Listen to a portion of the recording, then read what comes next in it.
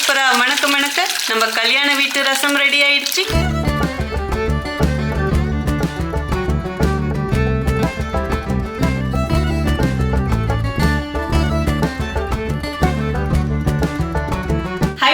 Welcome to cook with Sangeetha. இன்னைக்கு நம்ம பார்க்க போறது கல்யாண வீட்டு ரசம். நம்ம சேனல்ல யாரெல்லாம் என்ன சப்ஸ்கிரைப் பண்ணலையா சப்ஸ்கிரைப் பண்ணுங்க. ப்ளீஸ் கீழே இருக்கிற பெல் பட்டன்ல மறக்காம ஆள் கொடுங்க. அப்பதான் நான் போற வீடியோ உங்களுக்கு உடனே வரும். வாங்க இப்ப எப்படி செய்யறதுன்னு பார்க்கலாம்.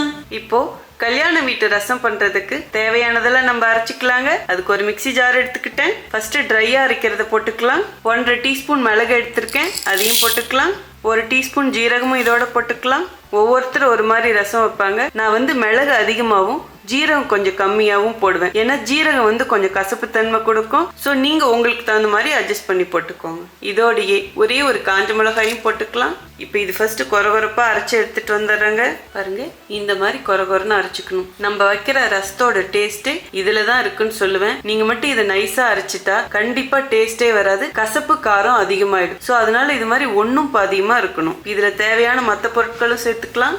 சின்னதா 2 கட்டி பூண்டு எடுத்து வச்சிருக்கேன், அதுவும் தோலோட வச்சிருக்கேன். மேல இருக்கிற பெருந்தோலை மட்டும் எடுத்திருக்கேங்க. சப்போஸ் உங்களுக்கு தோலோட போட பிடிக்கலாம், நீங்க தோலை எடுத்துட்டு போடுங்க. பட் என்னோட ஸ்டைல் இதுதான். இந்த தோலோட போடும் போதும் அதுக்கு ஒரு சுவை அதிகம். இதோடய 2 பச்சை மிளகாயும் போட்டுக்கலாம். நான் எங்கெல்லாம் காரம் போட்டனோ அங்க உங்களுக்கு தகுந்த மாதிரி போட்டுக்கோங்க. சப்போஸ் குழந்தைங்களுக்குலாம் நீங்க கொடுக்கறதா இருந்தா இன்னும் கொஞ்சம் மிளகு ஜீரகம் அதே மாதிரி பச்சை மிளகா இதெல்லாமே கம்மி பண்ணிக்கோங்க. நான் எடுத்திருக்கிற மிளகுல காரம் கம்மி, அதனால 1.5 டீஸ்பூன் போட்டிருக்கேன். இதே நீங்க எடுக்கிற மிளகுல காரம் அதிகமா இருக்குன்னு நினைச்சீங்கன்னா 1 டீஸ்பூன் போடுங்க. சீரகம் அப்ப 3/4 டீஸ்பூன் போடுங்க. இப்ப இதையும் கொரகொரப்பா அரைச்சி எடுத்துட்டு வந்துடுறேன். அதாவது பல்ஸ்ல வச்சு 2-3 வாட்டி விட்டா போதும். பாருங்க, இந்த மாதிரி அரைச்சி எடுத்துக்கணும். அதே மாதிரி தோல் இருக்கு, தோல் மாட்டாதா அப்படின்லாம் நினைக்காதீங்க. இது நம்ம சாப்பிடும் போது வேணான்னா அப்படியே ஒரு பக்கம் எடுத்து வச்சிடலாம். இதையும் நீங்க ஒன்னும் பாதியமா அரைக்கிறது ரொம்ப ரொம்ப முக்கியம். நீங்க நைஸா அரைச்சிட்டீங்கன்னா பிரியாணி டேஸ்ட் வந்துடும். ஸோ இதே மாதிரி அரைச்சி எடுத்துக்கோங்க. இப்போ இதை அப்படியே ஒரு பக்கம் வச்சிடுங்க. இப்போ ரசத்துக்கு தேவையானதெல்லாம் கரைச்சிக்கலாம். அதுக்கு அகலமான ஒரு பவுல் எடுத்துக்கிட்டேன். பழமா 3 தக்காளி எடுத்து கட் பண்ணி வச்சிருக்கேன், அதையும் போட்டுக்கலாம். இப்போ நான் வைக்கிற இதே ஸ்டைல்லே நீங்க தக்காளி ரசம் கூட வைக்கலாம். ஸோ நீங்க தக்காளி ரசம் வைக்கிறதா இருந்தா இன்னும் ஒரு தக்காளி எக்ஸ்ட்ரா போட்டுக்கோங்க. இதோடையே தேவையான அளவு உப்பும் போட்டுக்கலாம். மஞ்சள் பொடி 1/4 டீஸ்பூன் போட்டுக்கலாம். ஒரே ஒரு சிட்டிகை மிளகாய் பொடி போட்டுக்கலாம். ஜஸ்ட் இது ஒரு ஃபிளேவர் டேஸ்ட்டுக்கு தாங்க, இதுல இருந்து காரம் வரக்கூடாது. அதனால ஒரே ஒரு பிஞ்சு தான் போடணும். அடுத்தது நம்ம ரசத்துக்கு ருசி கொடுக்கக்கூடியது நம்ம மிக்சியில் அரைச்ச மசாலா. ஸோ இதுல இருந்து பாதி இப்போ போட்டுருங்க, மீதி பாதியை அப்படியே வச்சிருங்க. இது எப்போ போடணும்னு நான் சொல்றேன்.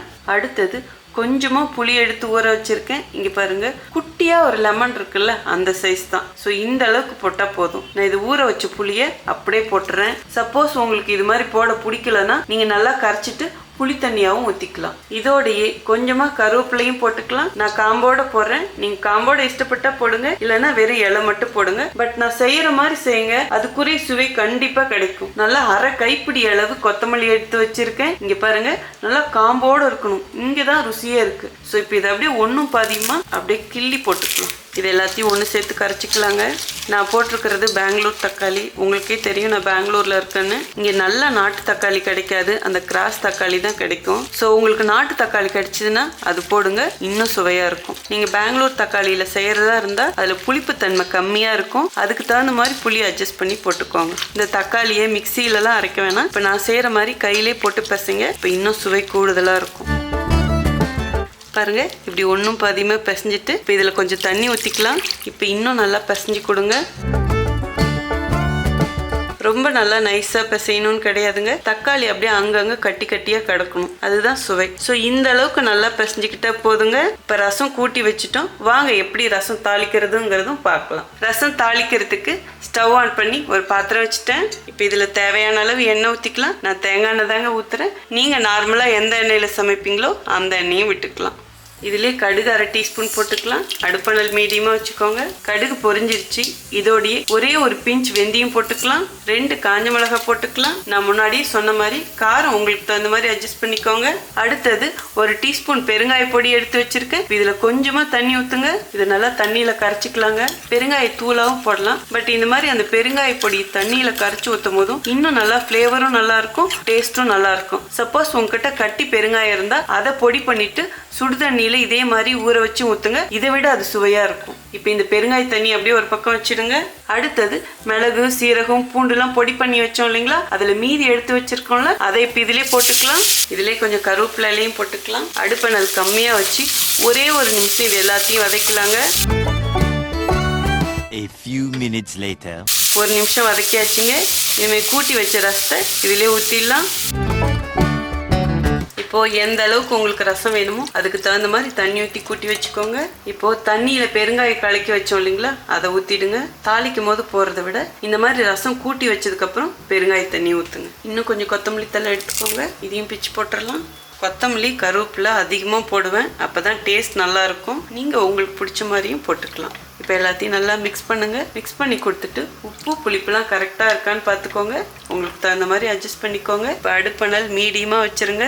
இது கொதி வரட்டுங்க, அதுக்கப்புறம் பார்க்கலாம். பாருங்க அப்படியே கொதி வர ஸ்டார்ட் ஆகுது.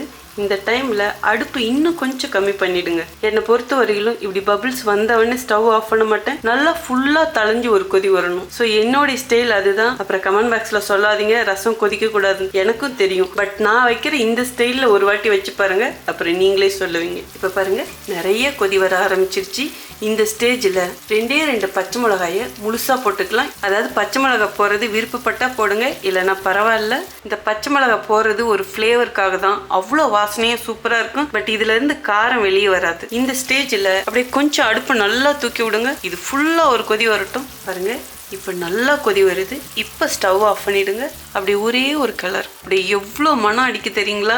வீடே இல்லை தெரு வரைக்கும் அடிக்கும். நீங்க கல்யாண வீட்டில் போனால் சாப்பிடுவீங்கல்ல, அதே சுவையில் இருக்கும். ஸோ இதுலேயே நீங்கள் பருப்பு தண்ணி ஊற்றியும் வைக்கலாம். அவ்வளோதாங்க, சூப்பரா மணக்க மணக்க நம்ம கல்யாண வீட்டு ரசம் ரெடி ஆயிடுச்சு. வாங்க எப்படி இருக்குன்னு டேஸ்ட் பார்த்தலாம்.